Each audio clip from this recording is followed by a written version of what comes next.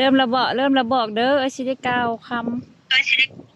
เลยก้าวเลยเอาก้าวเลยเด้อเมำสาธุสาธุสาธุมื้อนี้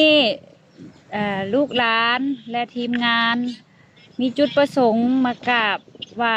มาครอบมาควยพญาศรีโคตบอง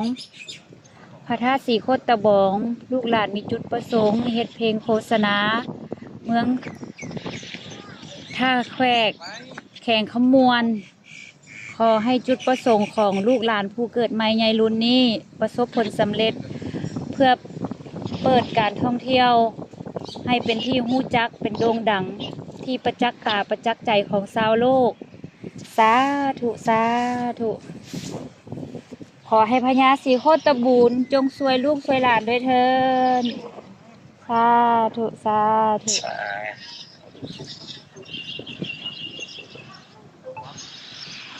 เป็นให้เอ้ยทุกอย่างเนาะ ขอบใจเด้อน้องเด้อธุรกิจหุ่งเฮืองธุรกิจหุ่งเฮืองระหว่างว่าสิ่งที่เอ้ยเฮ็ดมีลายทรงนมให้กราบให้เลยหวังว่าสิ่งเอ้ยเฮ็ดสิบ่สูญเปล่าสิประสบผลสำเร็จก็เปิดให้ครอบครัวฟังนำได้อยู่นี่ก็ได้ใจหลายๆม่วนได้เพิ่นว่านะ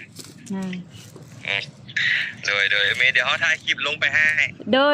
ยเก็บคลิปนำขอบใจหลายๆโอเค